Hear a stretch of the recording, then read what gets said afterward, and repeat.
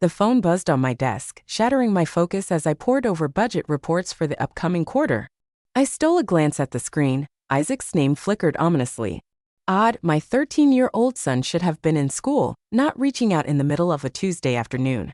Mom, his voice trembled, barely above a whisper. Grandma and Grandpa are here. They're moving all our stuff into the garage. I straightened in my chair, my grip tightening around the pen in my hand. What do you mean, sweetheart? I asked, anxiety creeping in. They said we don't need such big rooms anymore. We ought to feel thankful for the shelter we possess, yet they are transforming our home into their business offices, Mom.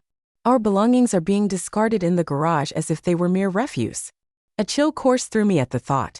Gianna and Howard, my in-laws, had always been intrusive, but this crossed a new threshold of boldness. 3 months prior, they had moved in with us, citing temporary financial difficulties with their real estate firm. My husband, Daniel, ever the devoted son, had insisted we offer them refuge, assuring me it was only until they regained their footing. Apparently, what was once deemed temporary now translated to permanently evicting my children from their own rooms. I would be home in 20 minutes. I instructed Isaac not to argue with them, just to observe and remember everything they did. Ending the call, I gathered my belongings and strode out of the office, my mind racing. The irony of the situation was not lost on me. While they busied themselves claiming space for their failing company, they remained blissfully unaware of who had recently taken control of it. As I pulled into the driveway, I spotted my 10-year-old daughter, Scarlett, sitting on the front steps. Her backpack lay beside her, arms wrapped tightly around her knees. A spark of joy illuminated her face upon seeing me, yet her eyes betrayed a deep-seated worry. Inside, Gianna was orchestrating the movements of 2 movers, directing them to transport my children's desks into the garage. My son Isaac lingered near the door, fists clenched, a silent witness to the exodus of his belongings from his own room. When Gianna caught sight of me, a smug smile unfurled across her face. "Oh good, you're home. We're making some much-needed adjustments." I stepped inside, my gaze sweeping over the chaos that enveloped my children. Items such as books, posters, and furniture lay haphazardly in boxes stacked in the hallway. "The children really don't need that much space," Gianna remarked with a lightness that contrasted sharply with the chaos. "Howard and I, however, require proper offices to manage our company affairs." I chose to disregard her comments and stepped into what had once been Isaac's room. Howard was already arranging his laptop on my son's old desk. The walls, once adorned with posters of his beloved baseball team, stood stark and empty. The bookshelf had been stripped bare, its contents unceremoniously tossed into plastic bins. "The garage is perfectly fine for them," Howard said, not bothering to look at me. "They're young, they'll adapt. We need the space for important business matters." I let out a slow breath, my voice calm despite the fire burning in my chest. "Important business matters," I echoed. "Exactly." Gianna beamed. "We have clients to impress. We can't have them meeting in some cluttered little corner. Presentation is everything in real estate." Scarlett appeared in the doorway, her voice barely above a whisper. "Where are we supposed to do our homework?" she asked. "The garage lacks even a table." Gianna waved her hand dismissively. "Oh, for heaven's sake, use the kitchen. When we were kids, we didn't have these luxuries. This will teach you some humility." I wrapped an arm around Scarlett's shoulders. "Why don't you and Isaac go to Aunt Rachel's for a few hours?" I told them. "I'll come get you later." Once my children were safely away, I settled at the kitchen table and opened my laptop. 3 months ago, Howard and Gianna's company, Hudson & Co., began to show signs of financial instability. I had conducted a thorough investigation, uncovering years of reckless spending, poor management, and questionable bookkeeping. With this knowledge in hand, I executed a series of silent acquisitions, private investments, and strategic maneuvers, ultimately securing a 51% ownership stake in their company. Howard and Gianna, preoccupied with their facade of success, remained oblivious to their empire slipping away. That evening, I opened my email and began drafting a message to the board of directors, my mind racing with possibilities. Across from my in-laws at the dining table, I observed them laughing and relishing the meal I had prepared, their glasses of wine glinting in the soft light. Howard, with a casual air, mentioned a significant meeting scheduled for the next morning, one that would shape the future of their business. I smiled knowingly. Eleanor's brow furrowed in confusion. "What do you mean?" she asked. I set down my fork and leaned in closer. "Because I'll be leading that meeting." Their faces drained of color as I continued. "As of today, I own Hudson & Co. You see, while you were busy stealing rooms for my children, I was busy taking over your business." I stood, placing my napkin on the table. Now, if you'll excuse me, I need to go move my children's things back where they belong. And just like that, the tables had officially turned. I attached the photos of Isaac and Scarlett's belongings, now carelessly tossed into the garage, to my email. If there was ever proof of poor leadership and reckless decision-making, this was it. I clicked send. The board would have everything they needed to reassess the direction of Hudson and Company. Really, before I could even, as I closed my laptop, Eleanor swept into the kitchen, arms laden with files. "The kitchen is a communal space," she declared. "We'll need it for client meetings tomorrow afternoon." I shut my laptop deliberately, maintaining a neutral expression. "Tomorrow afternoon," I echoed. "That won't work for me." Howard scoffed from the doorway, shaking his head. "Your schedule," he said. "This isn't about you, Joseph. We need to rebuild our business. A little sacrifice from everyone is necessary." I finally allowed some of my anger to seep into my voice. "Sacrifice? You mean forcing your grandchildren into an unfinished garage, throwing their belongings down the stairs as if they were mere trash? Is that the kind of sacrifice you mean, Howard?" He puffed up his chest, his face reddening. "Now see here." I cut him off, my voice sharp and unwavering. "This is my house. My name is on the deed. You are guests here. Guests who have dramatically overstayed your welcome and have the audacity to throw my children out of their own rooms." Gianna laughed, that same condescending, grating sound that had, for years, it had been a source of irritation. "We're family," she insisted. "Family helps each other. Right now, we need these rooms more than the children do. It's for the greater good."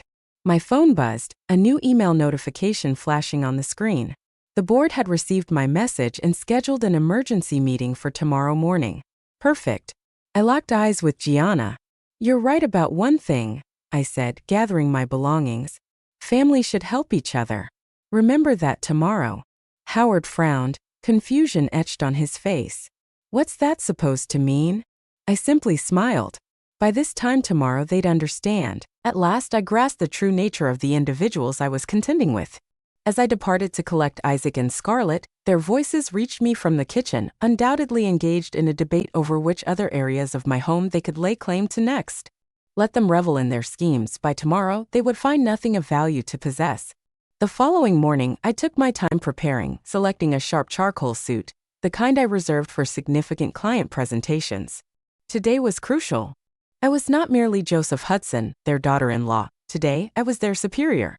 By the time I stepped out, Gianna and Howard, they were comfortably ensconced in their newly claimed offices, seemingly indifferent to the whereabouts of their grandchildren the previous night. I arrived at Hudson & Coy's headquarters a quarter of an hour early, and the boardroom was already alive with a hum of activity. When Sandra, the board secretary, greeted me with a knowing smile, she said, "Mrs. Hudson, we've been expecting you. The board members are quite eager to hear your findings." I nodded, adjusting my jacket, and replied, "I imagine they would be. Has anyone informed Gianna and Howard about the meeting?" Sandra smirked. "Oh yes, they've been summoned and their arrival is imminent." Just as expected, the office doors swung open and in rushed Howard and Gianna, visibly flustered. "What's this about an emergency board meeting?" Howard demanded, then froze upon noticing my presence at the table. Gianna's expression twisted in confusion. "Joseph, what are you doing here?" Before I could answer, the boardroom doors opened wider. "Please everyone come in," called Charles Montgomery, the board chairman. "We have serious matters to discuss." Gianna's eyes narrowed as she followed the unfolding scene. As I stepped into the room, I couldn't help but notice the tension in the air. "Why is our daughter-in-law at a board meeting?" Charles cleared his throat, his voice steady. "Mrs. Hudson isn't just your daughter-in-law," he said smoothly. "She is our majority shareholder." The color drained from both their faces, and Robert's mouth opened and closed like a fish gasping for air. "That's impossible. We would have known." "Would you?" I asked, sliding copies of my ownership documentation across the polished mahogany table as if revealing a long-hidden truth. "Like you knew your company was failing? Like you knew your employees hadn't received proper bonuses in 2 years while you continued paying for your golf club membership?" Gianna's hands trembled as she grabbed the documents, her eyes scanning the pages in disbelief. "This has to be a mistake. This can't be legal." "Oh, it's perfectly legal," Charles confirmed, his voice calm yet authoritative. "Mrs. Hudson acquired the shares through various investment groups over the past 3 months, All above board, properly documented. I opened my laptop and connected it to the conference room's large screen. Now I said, keeping my tone neutral, let's. As the images of Isaac and Scarlett's belongings strewn across the garage floor flickered onto the screen, a palpable tension enveloped the room. Eleanor and Howard shifted uneasily in their seats, the photos starkly illustrating a troubling lapse in judgment. I maintained a steady, professional tone as I continued. If this is how you treat your own grandchildren, the board must question how you manage company resources. The atmosphere thickened with the weight of my words. This is personal family business, Eleanor interjected sharply, her voice laced with defensiveness. Charles leaned forward, fingers steepled, his expression contemplative as the discussion hung in the air, charged with implications. Character and judgment are paramount in the realm of company leadership, he stated. Mrs. Hudson has also highlighted some dubious financial decisions. I advanced to the next slide, which unveiled years of financial mismanagement, superfluous expenses, and reckless spending. Howard and Eleanor visibly shrank in their chairs with each new revelation. The board has reached a decision, Charles announced, casting a glance at the other members before returning his gaze to them. Effective immediately, Howard and Eleanor Hudson are to be removed from their positions as CEO. Howard, the COO of Hudson & Co., slammed his fist against the table. You can't do this. This company is our legacy. I corrected him smoothly. Was your legacy? It's amusing how swiftly circumstances shift when someone wielding greater power makes decisions without your input. Isn't it? Gianna turned to me, her eyes glistening with tears. Where are we supposed to go? What are we supposed to do? I tilted my head, feigning contemplation. The garage is perfectly fine, I replied, echoing her own words from the day before. You're older. You'll adjust. I paused, gathering my papers. Although you might want to start looking for a new place altogether. As of this morning, I've rescinded your invitation to stay in my home. Howard's face twisted in fury. Josiah won't allow this, he bellowed. When our son hears about this. Josiah already knows. I cut him off. I showed him the photos last night. He's the one who suggested I move up the timeline for this meeting. Their expressions turned to shock at this final betrayal. Josiah had always been their safety net, the guarantee that they could act without fear of repercussions. If you'll allow me, I straightened my jacket and declared my need to return home, to assist my children in relocating their belongings to their rightful places. As I exited the boardroom, the sound of Eleanor's tears reached my ears, accompanied by Howard's feeble dispute with Charles regarding severance packages. I experienced neither satisfaction nor distress. This was not a matter of vengeance, but rather one of accountability and safeguarding what truly mattered. My phone vibrated with a message from Josiah. How did it go? Just as planned. He replied that they were out of their positions. Are you still okay with having them move out? He asked. More than okay, he texted back. I should have stood up to them years ago. I'm sorry it took them hurting the kids for me to see who they really are. I pulled into the driveway where Isaac and Scarlett were waiting with Aunt Rachel. Their faces lit up when I stepped out of the car. They can move back into their rooms, I told them, and the relief that washed over their faces was all I needed to know. Tonight our home would be home again. At last we could reclaim what was rightfully ours. That's not the essence of true family, Josiah concluded, his voice unwavering yet resolute. Family transcends control and guilt. It embodies love, support, and the assurance that those we cherish feel secure. Lucas nodded, his shoulders easing slightly. Okay, he murmured, I just didn't know if it made me a bad person. I reached out, affectionately tousling his hair. Not at all, sweetheart. You're entitled to your feelings, to experience hurt, and to move forward. Emma, however, still appeared troubled, pushing the food scattered around her plate as she poked at it with her fork. It puzzled me. If they professed their love, why did their actions suggest otherwise? Josiah sighed, a hint of frustration in his voice. Some believe that love equates to control, that as long as they claim to act for the family, the pain inflicted on others is inconsequential. I squeezed Emma's hand gently, emphasizing my point. True love doesn't diminish others to elevate oneself. It uplifts. If someone fails to grasp this, it's our responsibility to establish boundaries. She nodded, visibly more at ease. I felt a sense of relief. They're gone, she admitted softly. So am I replied. The following weeks unfolded with a tranquility we hadn't known in months. Without Eleanor and Howard imposing their will, Our home finally reclaimed its essence. The house, though quieter, resonated with a comforting stillness. Absent were the tense conversations and the hushed frustrations that had once lingered over dinner. I repainted Emma's walls a fresh yellow while she selected a new bookshelf.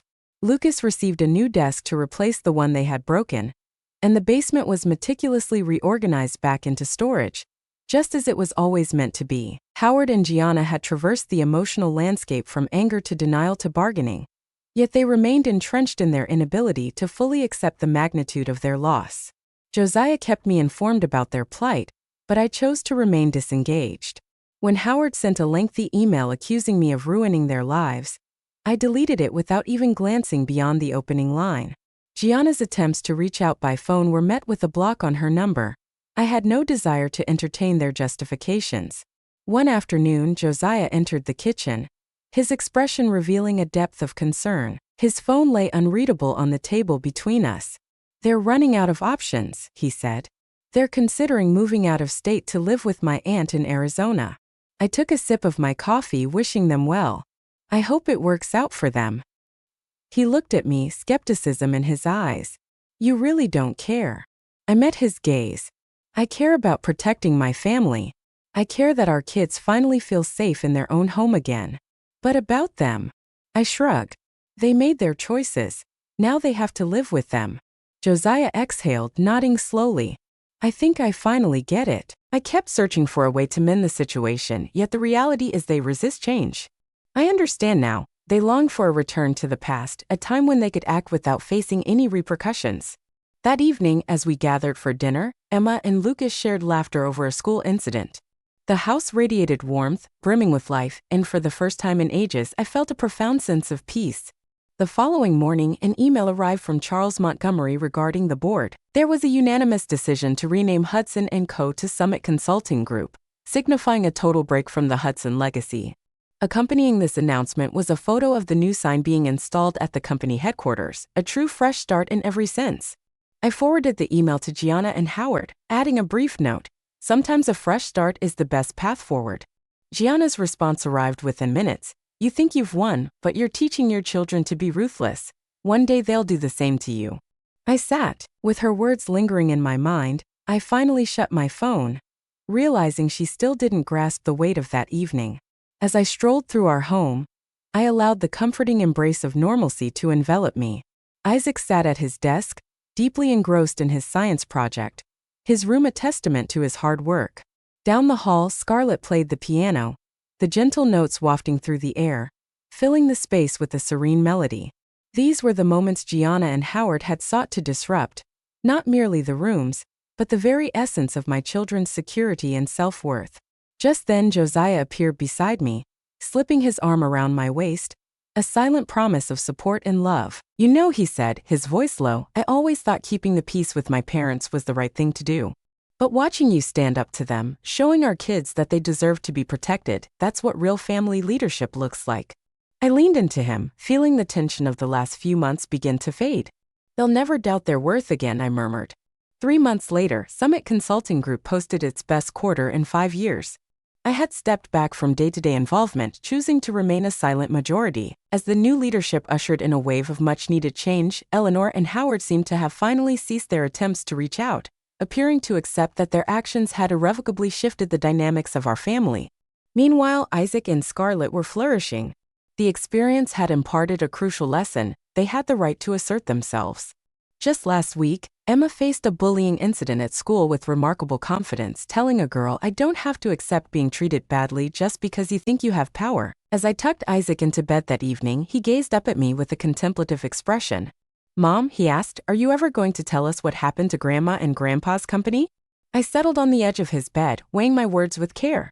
"Sometimes," I began, "people believe that having power gives them the right to treat others poorly.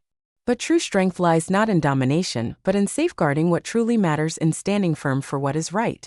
He nodded, his young mind absorbing the lesson. "Like how you protected our rooms?" he inquired. "Exactly," I affirmed, feeling the weight of the moment. A gentle smile brushed his hair back before I placed a soft kiss on his forehead. As I turned off his light, Elon's accusation of my ruthlessness lingered in my mind. She was mistaken, teaching my children that they deserve respect, that their boundaries are important, and that they need not tolerate mistreatment, even from family, was not ruthlessness, it was love. The company would continue to flourish under new leadership, but that was merely business. The true triumph lay within our home, where my children slept soundly in their own rooms, secure and content. The understanding that they were cherished, safeguarded, and adored. Some might label it as revenge, yet I deemed it justice, the kind that mends and enlightens rather than obliterates. Above all, this was the most significant legacy I could impart to my children. I yearned to hear from you. After all that my family endured, I held my ground not solely for myself but for my children. Have you ever found yourself in a circumstance where you